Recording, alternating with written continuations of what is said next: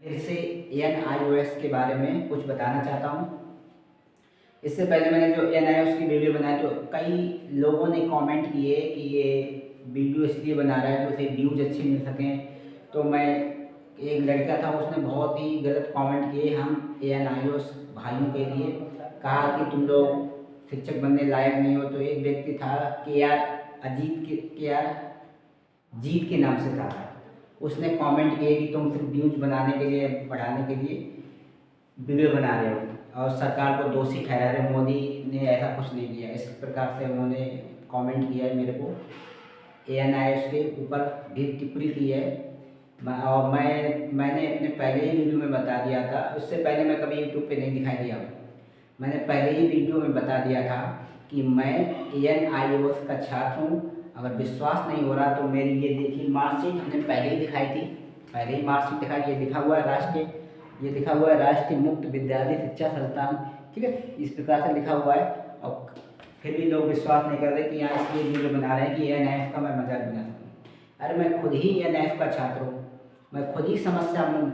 मैं वीडियो इसलिए बना रहा हूँ कि हो सकता कि मेरी गुस्सा प्रधानमंत्री मोदी तक पहुँचे, शिक्षा मंत्री जो है उनके पास पहुँचे। ये वीडियो हमने इस पहले ही बोले इतना सेंड करो कि सबके पास पहुँचे कि NIOS के जो भी छात्र हैं वो कितना नाराज़ हैं सरकार से। लेकिन कुछ लोग ऐसे हैं कि एक तरीका सरकार के चमचे होते हैं, एक तरीका, अब कह नहीं सकते उनके बारे में कुछ टिप्पणियाँ, वो अपने आप खुद ही समझे। अगर वो ही इस स्थिति में होते, अगर मेरी जगह अगर वो होते NIOS के छात्र, तब उन्हें पता चलता कि सरकार ने उनके साथ क्या किया है।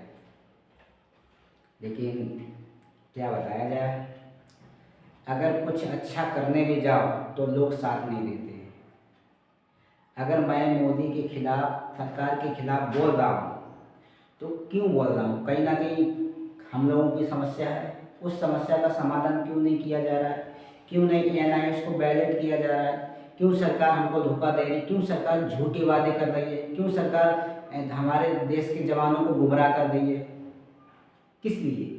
इसलिए ना कि वो वोट जीत कर राजा की तरह गद्दी पर बैठे और हम लोगों को गुलाम बना सके, इसलिए ना। तो हम बता दें, हमें आज़ादी पहले ही मिल चुकी है, 1947 में आज़ादी मिल चुकी है। आज के दौर पर हमें कोई गुलाम नहीं बना सकता।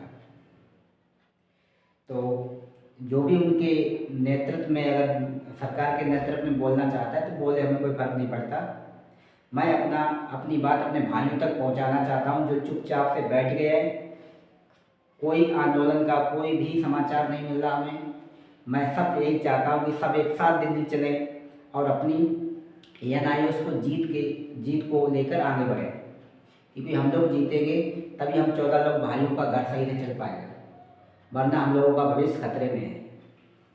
इसलिए हम लोग वीडियो बना रहे थे कि हम हर वीडियो में सरकार के खिलाफ बोला हूँ। क्यों बोला हूँ? इसीलिए कि आप लोग जाग जाओ और एक नया कदम उठाओ जिससे कि सरकार को झुकना पड़े। 14 लाख विद्यार्थी बहुत होते हैं भाइयों, आप लोग समझो मेरी बात। मैं आप लोगों का उत्साह जगाना चाहता था। मुझे क्या है, मैं भी तो आप जैसा ही तो, मुझे क्या सरकार से बढ़ने, हो सकता है कि कल सरकार के आदमी आए मुझे हथकड़ी पहना दें, कोई बड़ी बात नहीं है। फिर भी मैं केंद्र सरकार के खिलाफ बोल रहा हूँ, एजुकेशन मिनिस्ट्री के खिलाफ भी बोल रहा हूँ, इसीलिए ना कि हम लोग एक साथ हो सकें। लेकिन कुछ लोग ऐसे हैं, उनकी दाल रोटी सरकार से ही चलती है, लगता तो ऐसा नहीं है। उन्हें मेहनत नहीं करना है। हम जैसे प्राइवेट विद्यालयों में पढ़ा रहे थे, कुछ जो भी रुपये मिल रहे, कम से कम ईमानदारी से कमा रहे थे। तो एक सपना देखा था कि हम लोग सरकारी टीचर बन जाएंगे NIOS डिग्री लेकर। तो क्या गलत किया था? किस लिए हम लोगों को बाहर कर दिया गया? हम भी तो कंपटीशन में थे। ये तो है ना कि हमें किसी दान, कोई भीख में कोई नौकरी दे रहा है। हम कंपटीशन में थे, हम अगर एग्ज़ाम पास करते तो अभी तुमको नौकरी मिलेगी। लेकिन जिनको नौकरी मिली उनको भी बाहर कर दिया। ये कहाँ का कानून है भाई? ऐसी सरकार होती है। अब जिनके बच्चे बाहर किए गए उनसे पूछो जाकर किस स्थिति में है वो, जिनका नंबर आ गया था, मरने की स्थिति में है, कि गली में मुंह नहीं दिखा पा रहे वो बच्चे कि हाँ उनके साथ क्या हुआ। ऐसी सरकार को वोट दिया कि उनके भविष्य के साथ खिलवाड़ हो गया। आप जैसे लोग देश के लिए नहीं, पूरे विश्व के लिए हानिकारक हैं। क्योंकि आपको नहीं पता कि इन 14 लाख विद्यार्थियों पर गुजर क्या रही है। आप लोग ये लगता है आप लोगों को कि हम लोग एक वीडियो बनाकर एक मजाक कर रहे हैं, चाहे वो सोनी हो, चाहे वो और कोई वीडियो एनआईओएस के ऊपर जानकारी दे रहा हो, वो सब सरकार को प्रेरित करना चाहते हैं कि सरकार जाग जाए और एनआईओएस के पक्ष में फैसला दे दे, इसलिए हम लोग वीडियो बना रहे हैं। लेकिन कुछ लोगों को तो यही लगता कि हम लोग व्यूज़ लेने के लिए वीडियो बना रहे हैं। तो व्यूज़ लेने के लिए देखो, हम तो पहले से ही कोचिंग पढ़ा रहा था ऑनलाइन, कक्षा 12 की रसायन विज्ञान पढ़ाता हूँ पहले से ही, और मेरे छात्र ऑनलाइन काफ़ी जुड़े रहते थे।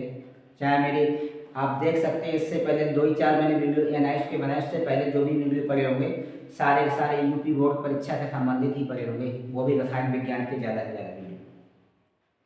तो यही तो मैं कहना चाह रहा था कि किस लिए मैं सरकार के खिलाफ हो गया, क्यों मैंने अपनी जो तैयारी करवा रहा था वो बंद कर दी, इसीलिए ना, क्योंकि मेरा ही भविष्य खतरे में है, तो मैं बच्चों का भविष्य क्या बनाऊंगा।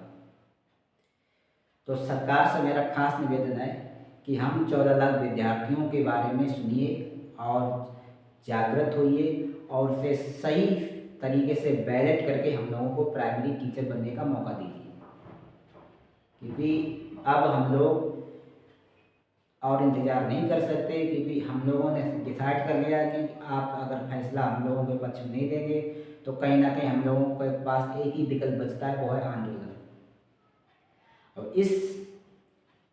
और जो भी हम लोगों का साथ नहीं देना चाहता है, हम 14 लाख भाइयों का साथ नहीं देना चाहता है तो ना दे, हम 14 लाख ही बहुत का है।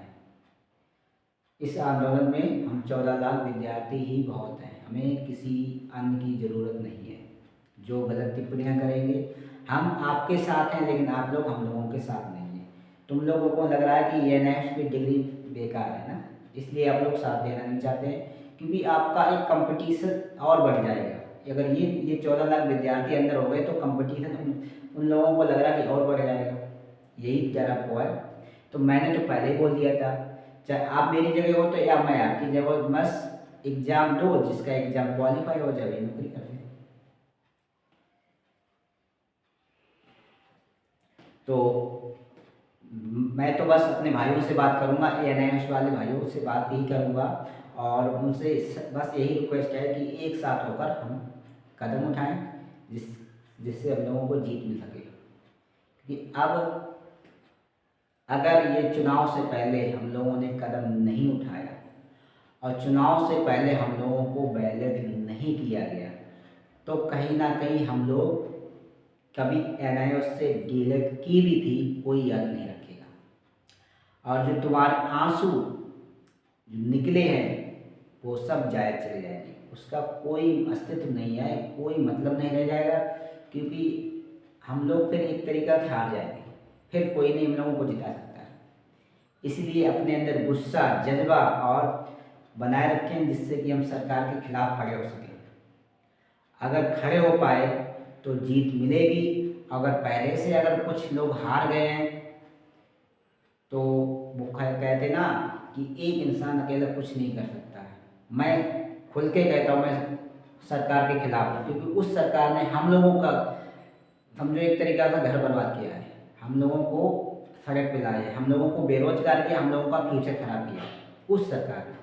उस सरकार के खिलाफ, जिस सरकार ने खुद ही ये मार्कशीट निकाली थी, कहा था कि ये बच्चे सबके सब गवर्नमेंट जॉब देख पाएंगे, किस भारत के किसी भी राज्य में देख पाएंगे, ऐसा सरकार ने निकालते समय वादा किया था डीएलएड को। ये भी हमें अच्छे से याद है, कई अच्छे पोस्टर लगे हुए थे मोदी के, एनआईओएस डीएलएड, मोदी का प्रचार था, टीवी में चैनल आ रहा था। कितना मैं आपको बताऊं, कितना सबूत दूं इन लोगों के खिलाफ। अब वो अगर कल आज कैंसिल कर रहे हैं इस डिग्री को, तो किसका दोष है, बच्चों का या सरकार का?